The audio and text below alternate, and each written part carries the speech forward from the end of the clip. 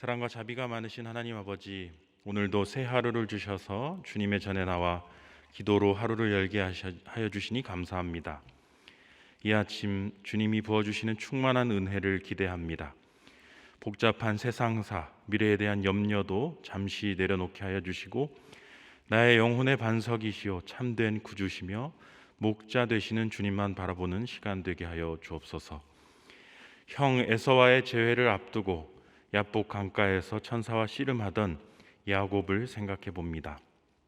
혈혈단신으로 고향을 떠나 외삼촌 라반의 집에서 아내 라헬과 레아도 만나 결혼하고 자녀도 많이 낳았으며 재산도 많이 모았지만 결국은 속임수를 쓰고 자신을 착취한 라반과 결별하여 야반 도주했던 야곱. 그는 사실 그의 형 에서에게 속임수를 써서 장자권을 빼앗고 아버지 하나님의 축복을 가로챈 장본인이었기에 라반을 피해 달아나는 길에도 형 에서를 다시 만날 면목이 없어 답답했을 것입니다. 칼로 흥한 자는 칼로 망하고 속임수를 쓰는 자는 속임수에 당하고 만다는 것을 배우게 됩니다. 정직과 공의의 하나님을 두려워하며 오늘 하루도 사실이 아닌 것은 말하지 않고 정당하지 않은 행동은 삼가하며 오직 하나님을 두려워하고 하나님만 경외하며 사람을 살리고 공동체를 세우는 일에 힘쓰게 하여 주옵소서. 절체절명에 빠진 야곱이 하나님을 붙들고 씨름했을 때 동이 터오듯 문제가 해결되었음을 봅니다. 세상 만물의 주관자이신 하나님, 지금 대한민국이 처한 현실이 녹록치 않습니다. 전 세계적인 인플레이션 때문에 무역 수지 적자가 심화되고 있으며 우리나라 기업들은 세계 무대에서 경쟁력을 점점 잃어가고 있습니다. 국내적으로는 물가가 급등하고 금리는 오르고 있으며 부동산을 비롯한 자산 시장의 거품이 꺼지기 시작하면서 그 충격파가 감당하기 힘들 만큼 커지고 있습니다. 열심히 일하며 하루하루 최선을 다해 살아가는 분들이 올라버린 물가 때문에 삶의 질이 너무 떨어지고 있고 생존의 위협까지 느끼고 있습니다. 또한 전 세계적인 기후변화 현상으로 인해 무더위와 종잡을 수 없는 날씨가 우리 모두를 힘들게 하고 있습니다. 하나님 아버지, 이 위기의 때 한국교회가 다시 해야 할 일이 야복 강가의 야곱처럼 하나님 앞에 나와 부르짖어 기도하는 일인 줄 믿습니다. 우리의 무뎌진 신앙의 감각을 깨워주시고 아니라고 나태한 태도를 꾸짖어 주시사 다시 주님을 간절히 찾게 하여 주시기를 원합니다. 우리가 이룬 성취에 만족하지 말게 하시고 그것을 자랑하지도 말게 하옵소서. 교회와 교인과 목사, 장로의 숫자가 많음에 안주하지 말게 하시고 그 숫자가 곧 영향력이라는 착각에서도 벗어나게 하여 주옵소서. 지금 우리는 나라도 교회도 외교도 경제도 미래도 모두 절체절명의 위기를 마주하고 있다는 절박감을 가지고 기도해야 할 때인 줄 믿습니다. 주님, 우리를 불러 모아주시고 우리로 하여금 주의 말씀을 듣고 기도할 수 있는 힘을 주옵소서. 그래서 모든 문제가 해결되고 야복강이 가로막는 강이 아니라 기회의 강으로 변하는 역사를 일으켜 주옵소서. 이 시간 소망의 성도들을 위해 기도합니다. 어제 새벽 침대에서 주무시다가 떨어져 뇌출혈로 입원 중인 집사님을 위해 기도합니다. 현재 의식이 없는 상태이며 수술 후 회복 중에 있습니다. 주님께서 그 의식을 붙들어 주사 아무런 후유증 없이 회복될 수 있도록 지켜 보호하여 주옵소서. 눈물로 기도하는 아내 권사님을 기억하여 주시고 그 기도에 친히 응답하여 주옵소서. 며칠 전 군에 입대한 아들을 위해 기도하는 어머니가 있습니다. 이 아들이 더운 날씨에 씩씩하게 훈련 잘 받고 좋은 부대 가서 하나님과 동행하며 군 생활을 의미 있게 잘 보낼 수 있도록 주님 축복하여 주옵소서. 이제 말씀 앞으로 나아갑니다. 우리에게 지혜의 영을 부어주시사 하나님의 음성을 듣게 하시고 그 음성 들을 때 마음으로 큰 결단을 하고 실천할 수 있는 힘을 주옵소서. 우리 주 예수 그리스도의 이름으로 기도합나이다. 아멘. 하나님 말씀을 함께 보겠습니다. 야고보서 4장 11절에서 17절까지 말씀을 한 목소리로 같이 합독하겠습니다. 형제들아, 서로 비방하지 말라. 형제를 비방하는 자나 형제를 판단하는 자는 곧 율법을 비방하고 율법을 판단하는 것이라. 내가 만일 율법을 판단하면 율법의 준행자가 아니요 재판관이로다. 입법자와 재판관은 오직 한 분이시니 능히 구원하기도 하시며 멸하기도 하시느니라. 너는 누구이기에 이웃을 판단하느냐? 들으라, 너희 중에 말하기를 오늘이나 내일이나 우리가 어떤 도시에 가서 거기서 1년을 머물며 장사의 이익을 보리라 하는 자들아, 내일 일을 너희가 알지 못하는데 너희 생명이 무엇이냐? 너희는 잠깐 보이다가 없어지는 안개니라. 너희가 도리어 말하기를 주의 뜻이면 우리가 살기도 하고 이것이나 저것을 하리라 할 것이거늘 이제도 너희가 허탄한 자랑을 하니 그러한 자랑은 다 악한 것이라. 그러므로 사람이 선을 행할 줄 알고도 행하지 아니하면 죄니라. 아멘. 오늘 야고보서 본문 11절은 이웃을 향한 행동 강령을 우리에게 제시하고 있는데, 한마디로 서로 비방하거나 판단하지 말라라고 그렇게 제시하고 있습니다. 이 둘은 같은 선상에서 언급된 이유가 비방과 판단이 거의 동일한 맥락을 갖고 있기 때문이라고 생각합니다. 비방이란 무엇일까요? 비방이란 그 사람에 대해 안 좋은 점을 부풀려서 강조하는 것, 그게 비방입니다. 어떤 사람이든 좋은 면과 안 좋은 면을 다 가지고 있습니다. 하지만 우리는 좋아하는 사람의 경우는 좋은 점만 계속해서 보려고 합니다. 나쁜 점을 보려 하지 않죠. 그런데 싫어하는 사람의 경우는 그의 좋은 점을 보지 않고 나쁜 점만 계속해서 골몰해서 생각하며 또 사람들에게 그 나쁜 점을 강조하는 경향이 있습니다. 비방이란 그렇게 내가 싫어하는 사람의 나쁜 점을 크게 부각시켜서 집요하게 공격하는 것이라고 정의할 수 있겠습니다. 판단도 같은 맥락에서 이해할 수 있습니다. 내가 수많은 사람을 겪어봤는데 이 사람은 딱 이런 부류야. 이 사람은 이런 게 안 좋아. 아주 문제고 형편없어. 이 사람은 절대 안 바뀌어. 내가 겪어봐서 알아. 가망이 없어. 자, 이렇게 단정지어서 그 사람을 평가하고 부정적인 그 진단을 내리는 것이 판단이라고 정의할 수 있겠습니다. 따라서 비방과 판단은 늘 같이 갑니다. 이 사람 괜찮은 사람인 줄 알았는데 겪으면서 보니 별로구만, 안 되겠구만, 그렇게 판단을 하면 그 사람을 볼 때마다 안 좋게 생각하고 주변 사람들에게 그 사람의 흉을 보게 되죠.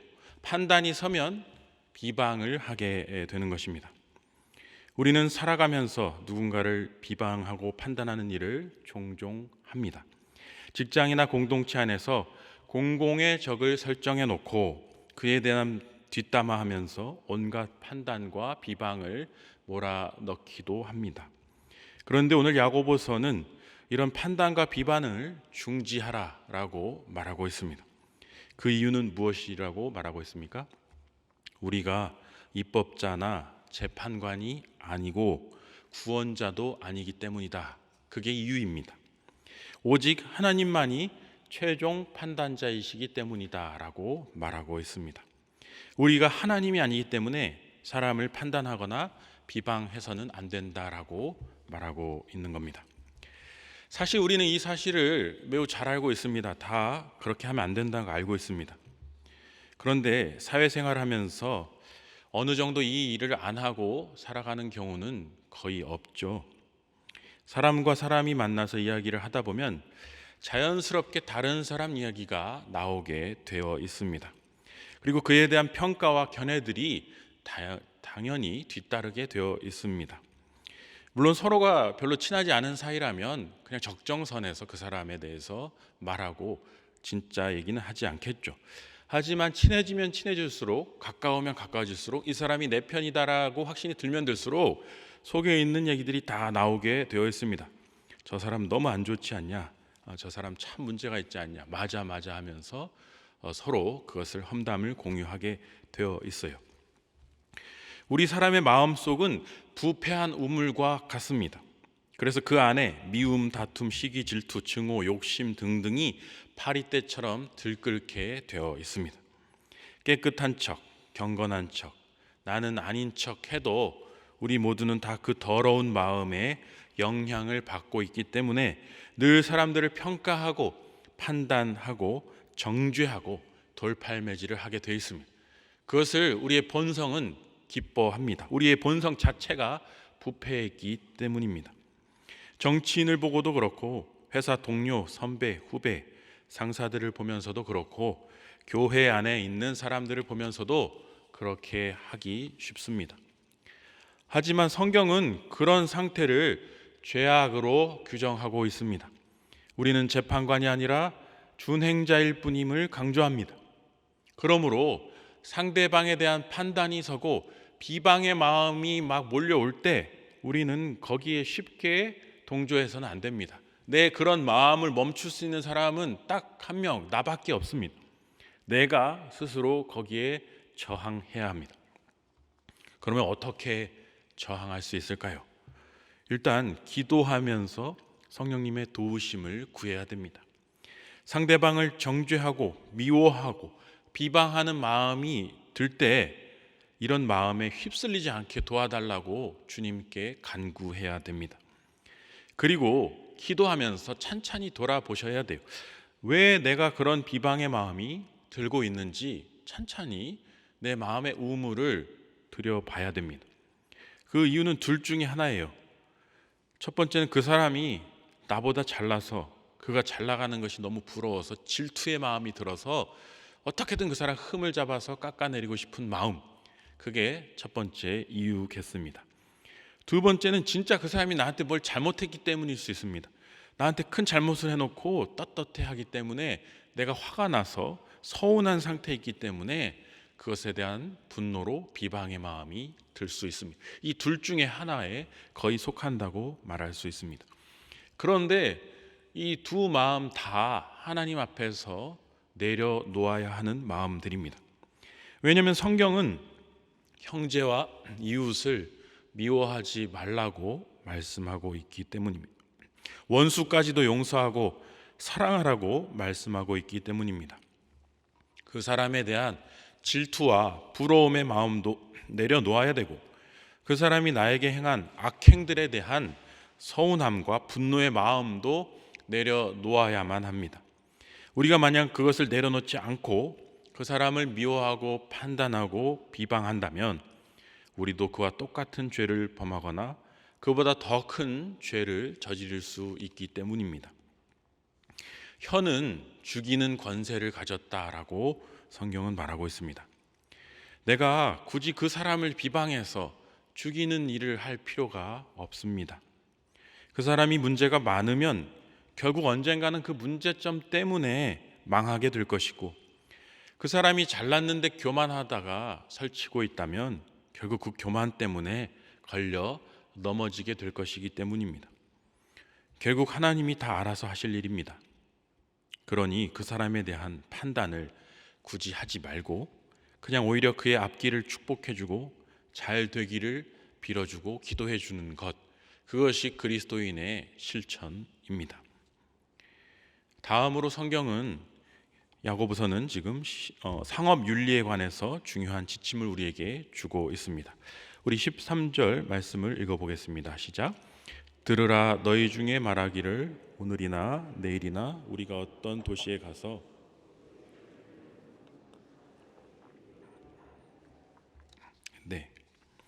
이게 지금 상업 윤리에 대한 얘기를 그 후반부에 지금 하고 있는 건데요. 사람들은 모두 비즈니스를 하기 위해서 계획들을 세웁니다.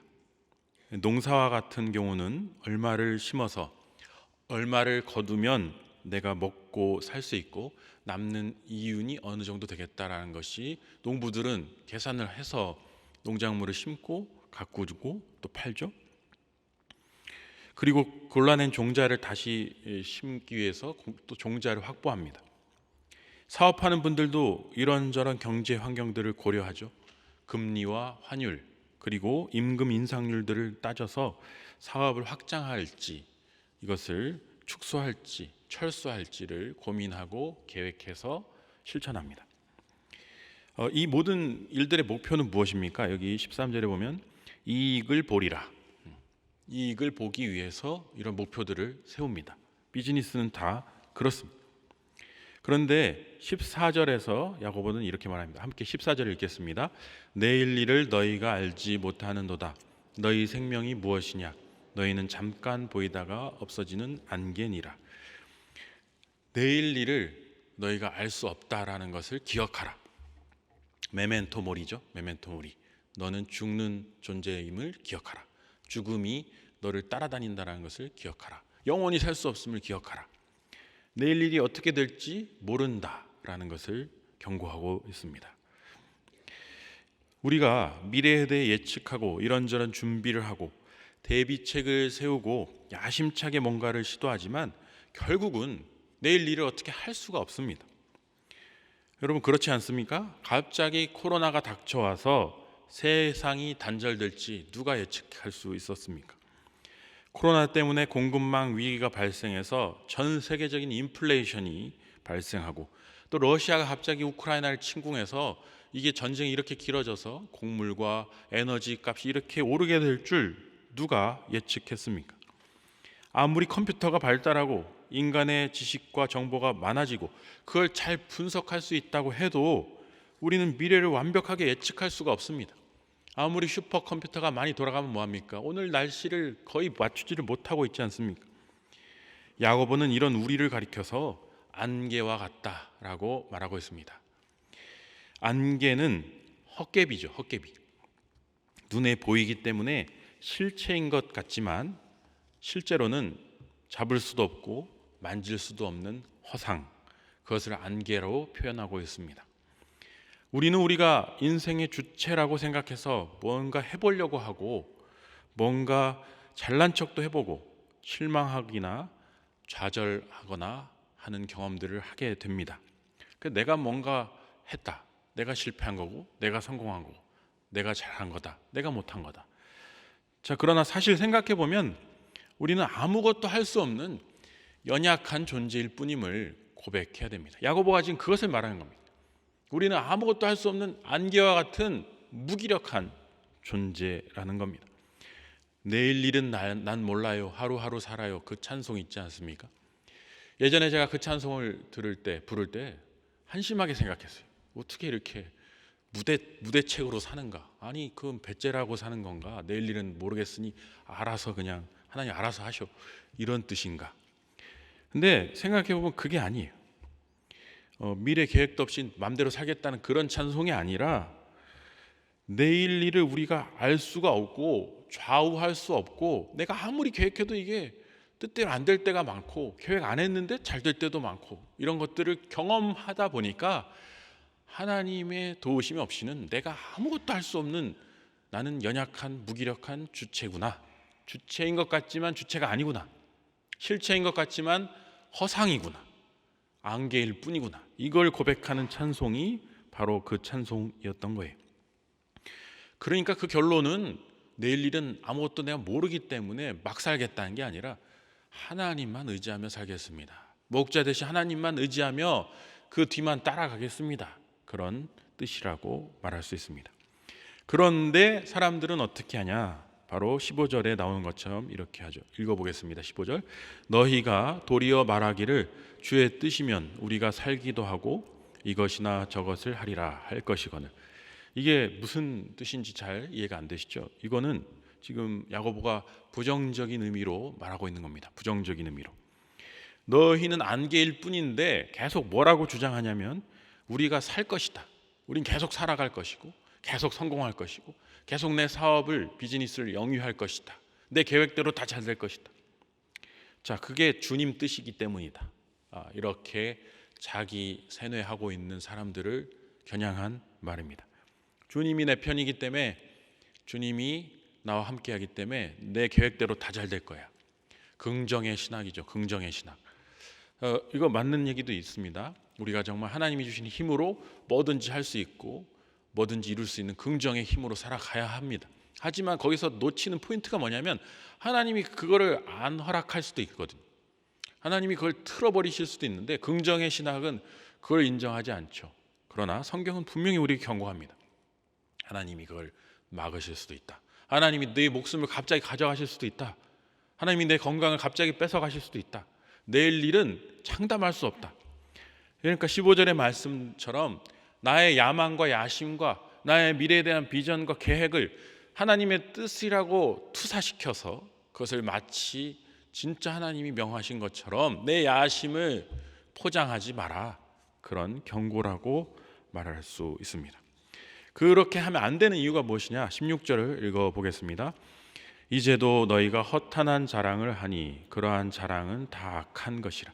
자, 그것이 허탄한 자랑이기 때문이에요. 하나님의 뜻을 빙자해서 내 성공을 추구하면서 성공해지면 무한대로 교만해지고 실패하면 하나님을 아주 원망하는 것, 이게 다 허탄한 짓이라는 거죠. 허탄한 자랑이라는 거예요. 하나님은 성공의 양이 아니라 질을 따지시는 분이라는 것을 기억해야 됩니다. 정직하게 땀 흘리고 올바르게 노력하여 얻은 성공은 축복하시고 함께 그것을 누리시게 허락하십니다. 하지만 남을 속이고 빼앗고 착취해서 얻은 성공, 부도덕한 방법이나 요행을 통해 얻은 성공에 대해서는 반드시 언젠가는 대가를 치르게 하시는 분이심을 기억해야 한다는 겁니다. 그리스도인은 부당한 방법으로 얻은 성공을 자랑해서는 안 됩니다. 아니, 부당한 방법으로 성공하면 안 됩니다. 그것이 성경이 우리에게 강조하고 있는 겁니다. 세상에 얼마나 지금 많은 사람들이 허탄한 성공을 기뻐하며 자랑하고 있습니까? 그 허탄한 성공 때문에 얼마나 많은 다른 사람들이 피눈물 흘리며 죽어가고 있는지는 고려하지 않고 그저 자기가 얻은 그 보잘것없는 열매를 자랑하고 있는 사람들을 부러워해서는 안 된다라는 겁니다. 그러면 진짜 무서운 부당함이 무엇인가? 그걸 한번 우리가 마지막으로 묵상해 보겠습니다. 17절입니다.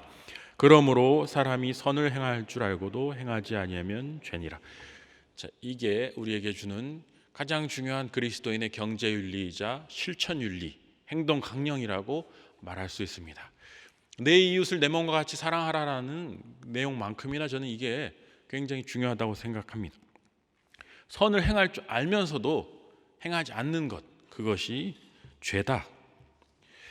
자, 우리가 생각할 때 죄를, 악한 짓을 막 능동적으로 적극적으로 하면 그게 죄라고 생각하지, 수동적으로 방관하면 그게 죄가 아니라고 생각하기가 쉽습니다. 하지만 성경은 방관도 악이라고 말합니다. 무책임도 악이라고 말합니다. 선한 사마리안의 비유를 생각해 보십시오. 제사장과 레위인은 쓰러져 피 흘리고 있는 사람을 도울 수 있었어요. 선을 행할 수 있었습니다. 하지만 알량한 종교적인 이유를 들어서 자신의 책임을 회피하고 가버렸죠. 책임을 회피했습니다. 할 수 있는데 하지 않았죠. 도울 수 있는데 돕지 않았습니다. 힘이 있고 능력이 있는데 외면했습니다. 반드시 거기에 대한 대가를 치를 것입니다. 힘이 있는 자리에 올라가 있고 책임이 있는 자리에 있는데 그 책임을 행사하지 않은 사람들은 무사 안일하게 넘어갈 수 있겠지만 반드시 언젠가는 대가를 치르게 될 것입니다. 우리는 적극적이고 능동적인 의미의 죄만 안 지으면 된다고 생각합니다. 나만 살아남으면 된다고 생각해요. 하지만 수동적이고 피동적인 죄, 선을 행할 수 있는데 하지 않는 죄에 대해서 성경은 분명히 경고하고 있습니다. 사랑하는 소망의 성도 여러분, 우리가 도울 수 있는 사람들, 우리가 할 수 있는 선행들이 있는데 그것을 귀찮다는 이유로, 희생해야 된다는 이유로, 피곤하다는 이유로, 또 내가 하기 싫다는 이유로 외면할 때 주님은 분명히 거기에 대한 대가를 치르신다. 그리고 반대로 내가 할 수 있는 작은 선행, 시원한 물 한 잔을 땀 흘려 정말 고통당하는 죄수에게 한 잔의 물을 건넸을 때 천국에서 결탄코 상이 있으리라고 말한 그 주님의 말씀을 기억해야 할 것입니다. 오늘도 우리는 우리가 만나는 수많은 사람들과 상황 속에서 분명히 선을 행할 기회가 많을 것입니다. 그것이 크던 작던 상관없습니다. 정직과 공의의 기준에서 어려운 이웃을 돕고 선을 행하며 하나님이 기뻐하시는 삶을 살아내는 우리 모두가 될 수 있기를 주님의 이름으로 축원합니다. 기도하겠습니다. 하늘에 계신 우리 아버지의 이름을 거룩하게 하시며 아버지의 나라가 오게 하시며 아버지의 뜻이 하늘에서와 같이 땅에서도 이루어지게 하소서. 오늘 우리에게 일용할 양식을 주시고 우리가 우리에게 잘못한 사람을 용서하여 준 것 같이 우리 죄를 용서하여 주시고 우리를 시험에 빠지지 않게 하시고 악에서 구하소서. 나라와 권능과 영광이 영원히 아버지의 것입니다. 아멘.